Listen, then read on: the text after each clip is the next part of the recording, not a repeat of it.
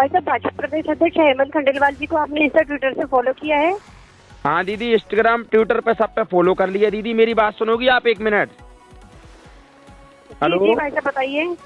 दीदी, मैं ये कहना चाह रहा था। हेलो। हाँ दीदी नमस्ते।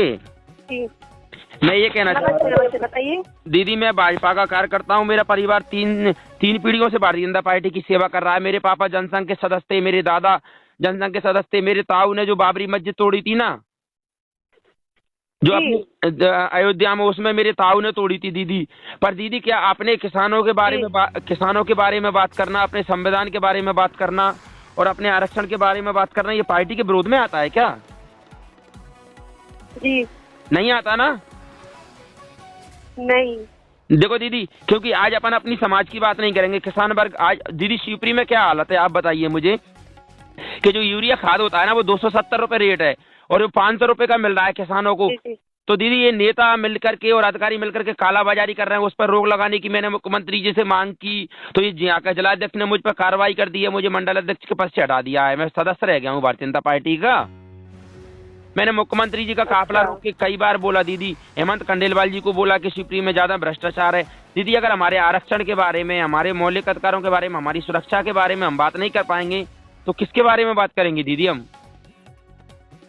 बिल्कुल बात करेंगे, क्यों नहीं करेंगे भाई साहब, बिल्कुल करेंगे। तो दीदी, आप प्रदेश अध्यक्ष जी तक मेरी बात भेजिए कि ओबीसी वर्ग मध्य प्रदेश में परेशान है, उसको 27% आरक्षण दिया जाए। किसानों को बिजली, समय पे पानी, रोड, रोजगार, सुरक्षा, ये सेवाएं तो कम से कम किसानों को, गरीबों को मुहैया कराई जाएं।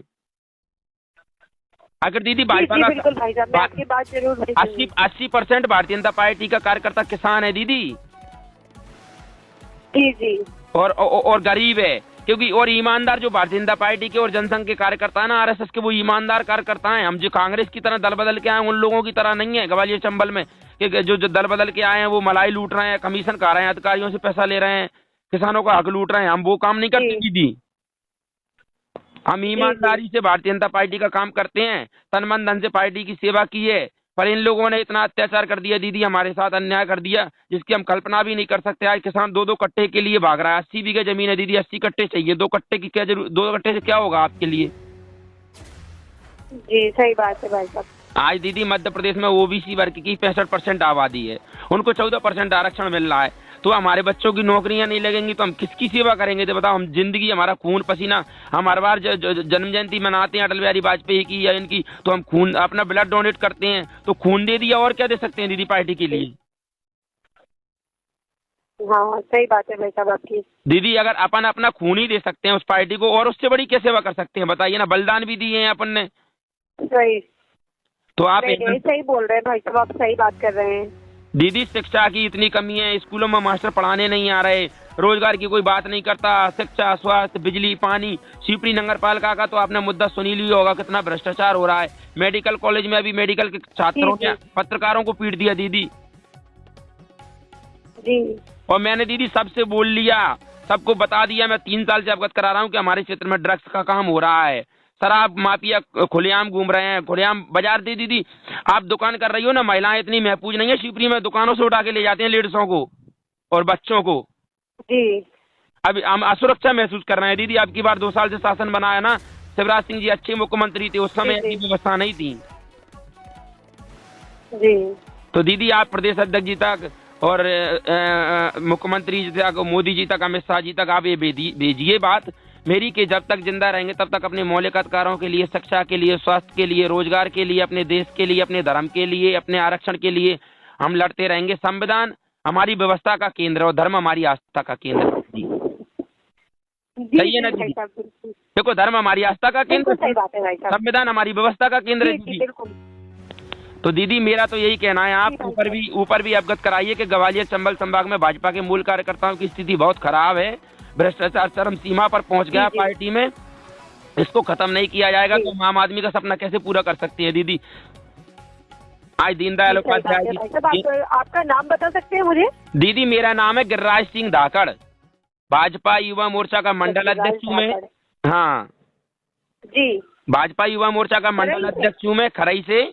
कोलारस विधानसभा है, जिला शिवपुरी है, मध्य प्रदेश है अपना। और दीदी, मैं ओबीसी वर्ग से आता हूँ, मैं किसान हूँ, तो मेरे लिए किसान पहले, क्योंकि किसानी हम हजारों वर्ष से करते आए, जब तक इस देश में व्यवस्थाएं नहीं थी तब भी हमने देश के पेट भरे हैं अन्न के लोगों के। ठीक है दीदी? जी जी ओके भाई साहब।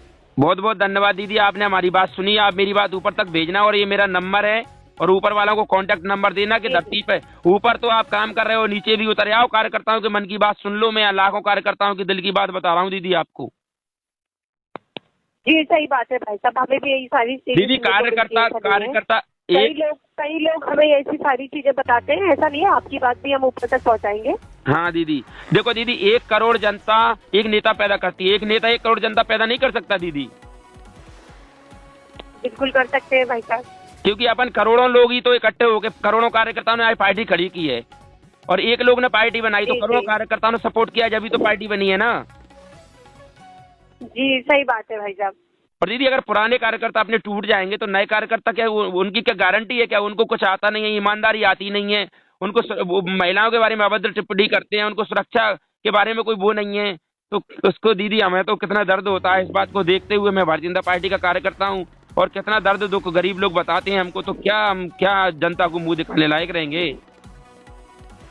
नहीं सही बात है भाई साहब, आपकी बिल्कुल सही बात है। तो दीदी आप ये आरक्षण की बात उनको बताना, हेमंत खंडेलवाल जी को, कि ओबीसी आरक्षण मध्य प्रदेश में जरूरी है, और जनता में आग लग रही है नीचे। 65% आबादी ओबीसी है दीदी, सबको समानता का अधिकार मिलना चाहिए। हम ये नहीं कहते सामान्य वर्ग को जितनी जनसंख्या उनको दो, ओबीसी है उसको दो, SC ST उसको अपने बराबर कर दो ना सबको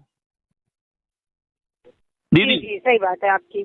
आप ऐसे सामान्य 10% है तो 10% आरक्षण उनके लिए रखो, हमारी जितना हमें जनसंख्या के आधार पर दे दो ना भैया, जितनी जनसंख्या उसको इतना हिस्सेदारी मिल जाएगी, तो बराबर रहेंगे ना अपन, सब समानता में तो आएंगे ना। जी जी भाई साहब, बिल्कुल आपकी बात बिल्कुल सही है। क्योंकि दीदी जब तक देश में समानता नहीं आ जाती तब तक आरक्षण खत्म नहीं होना चाहिए। जब तक हम गरीब लोग, आज आप एक बात बता रहा हूँ मैं दीदी, आप कॉल सेंटर पर नौकरी कर रही हो, मुझे इस बात का दर्द है। अगर ये व्यवस्थाएं होती हैं, देश अगर सही चल रहा होता तो आज आपको ये कॉल सेंटर पर नौकरी करने की जरूरत नहीं पड़ती दीदी, मुझे दर्द है इस बात का। जी भाई साहब, बिल्कुल आपकी बात बिल्कुल सही है, मैं आपकी बात से बिल्कुल सहमत हूँ।